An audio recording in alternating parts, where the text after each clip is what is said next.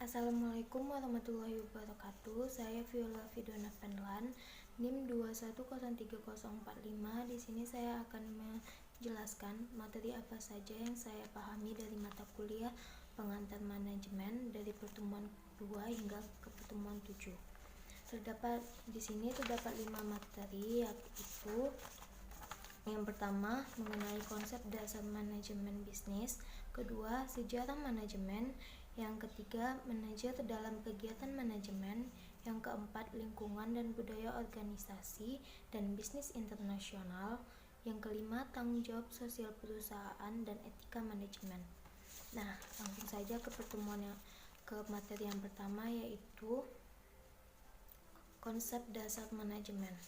Nah, sebelum tahu konsep dasar manajemen, kita harus tahu dulu apa itu manajemen. Manajemen adalah sebuah proses yang dilakukan untuk mewujudkan tujuan organisasi melalui rangkaian berupa perencanaan, pengorganisasian, pengarahan, dan pengendalian.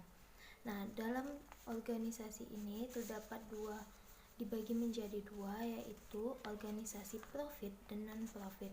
Yang membedakannya di sini adalah tujuan mereka.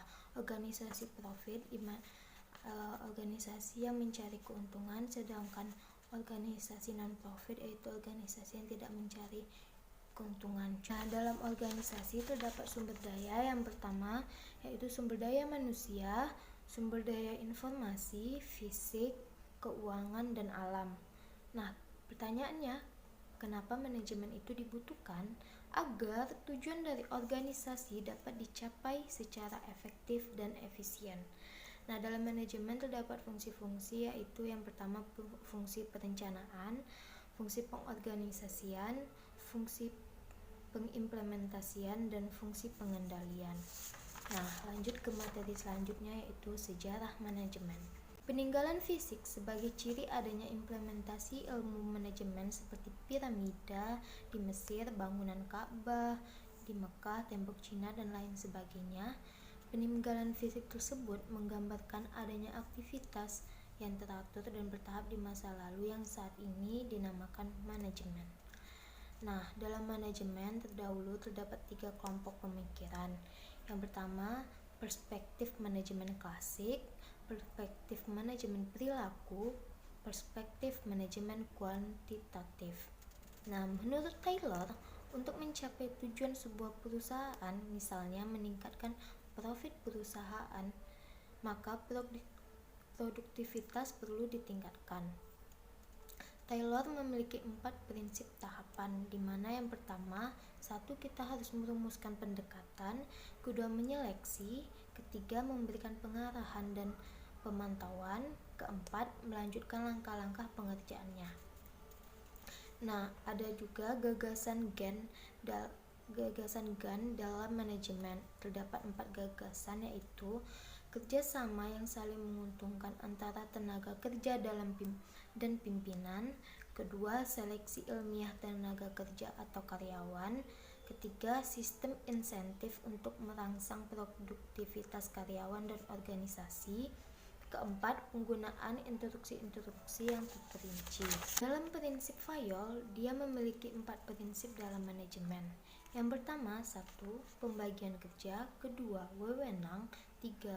Disiplin, 4. Kesatuan perintah, 5. Kesatuan pengarahan, 6. Meletakkan kepentingan perseorangan di bawah kepentingan umum, ke-7 balas jasa, 8 sentralisasi, 9 garis wewenang, 10 order, 11 keadilan, 13 stabilitas staf, ke-13 inisiatif, ke-14 esprit de corps atau semangat korps. Ketiga, manajer dalam kegiatan manajemen.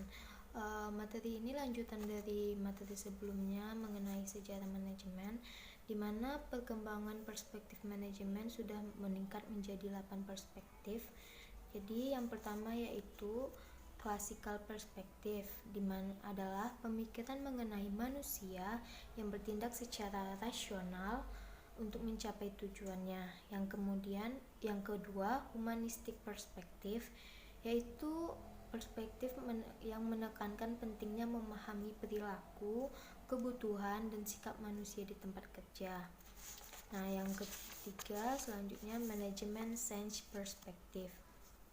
Nah, perspektif ini muncul saat terjadinya Perang Dunia Kedua, setelah terjadinya Perang Dunia Kedua, dan di mana perspektif ini menerapkan matematika, statistik, serta teknik kuantitatif lain untuk masalah-masalah manajerialnya. Yang keempat, sistem teori adalah perluasan dari perspektif humanistik yang menggambarkan organisasi sebagai sistem terbuka dengan ciri entropi, sinergi, dan saling ketergantungan antar subsistem. Nah, yang kelima, contingency view merupakan pendekatan kepemimpinan yang mendorong pemimpin memahami perilakunya sendiri. Nah, yang keenam, total quality management atau adalah suatu sistem manajemen kualitas yang berfokus pada pelanggan dan dengan melibatkan semua level karyawan dalam melakukan peningkatan atau perbaikan yang berkesinambungan atau secara terus-menerus. Nah, yang keenam, the learning organization. Secara sederhana, learning organization adalah organisasi yang terampil dalam menciptakan, memperoleh dan mentransfer pengetahuan, memodifikasi perilakunya untuk mencerminkan pengetahuan dan wawasan baru. 8 maksudnya the technology driven workplace. Nah, merupakan perspektif di mana teknologi berperan penting dalam manajerial. Teknologi sebagai input untuk menyusun sebuah strategi yang didasarkan kepada wawasan pasar, sehingga diperoleh sebuah strategi yang memiliki perbedaan secara mendasar. Ke materi selanjutnya mengenai lingkungan dan budaya organisasi dan bisnis internasional. Dalam globalisasi ini terdapat 4 tahap. Yang pertama, orientasi strategis, kedua, tahap pengembangan, ketiga, sensitivitas budaya, keempat, asumsi manajer. Nah, dalam memasuki pasar internasional ini, kita harus memiliki strategi. Terdapat 5 strategi. Yang pertama yaitu mengekspor produk untuk dijual di luar negeri, 2, pengalih-dayaan global, 3, lisensi yang memungkinkan operasi di negara lain untuk memproduksi dan menjual produk perusahaan, keempat, waralaba, yang kelima, investasi langsung. Nah, ada 4 dimensi sistem nilai nasional yang mempengaruhi hubungan kerja organisasi. Yang pertama, 1.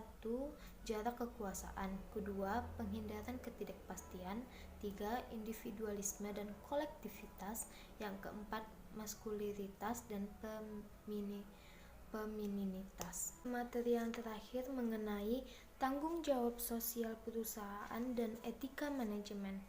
Pada dasarnya, bisnis sepenuhnya bergantung pada masyarakat karena hanya dapat berkembang dalam masyarakat di mana individu tidak dapat menghasilkan semua kebutuhan dan keinginannya sendiri. Nah, CSR merupakan tindakan yang dibentuk untuk memperluas jaringan melebihi kepentingan ekonomi suatu perusahaan. Perusahaan melaksanakan tanggung jawab sosialnya berdasarkan dana yang dikelola perusahaan. Bentuk dari tanggung jawab sosial perusahaan itu kita sebut dengan CSR, ya kan? Jadi CSR ini memiliki 5 unsur, antara lain 1. Hubungan yang manusiawi dengan pekerja, 2. Tanggung jawab terhadap HAM, ketiga, perlindungan terhadap lingkungan, 4. Pembangunan komunitas, 5. Kegiatan produksi yang bersih. Nah, dalam hal ini kita bisa ambil contoh penerapan CSR oleh PT Kimia Farma Tbk, di mana mereka membuat program bina lingkungan. Yang kedua, mereka membuat beasiswa sosial project camp, di mana beasiswa yang diperuntukkan untuk masyarakat anak-anak yang kurang mampu. Yang ketiga, kimia farma berbagi. Keempat, bantuan renovasi rumah pensiun dan karyawan. Kelima, klinik apung.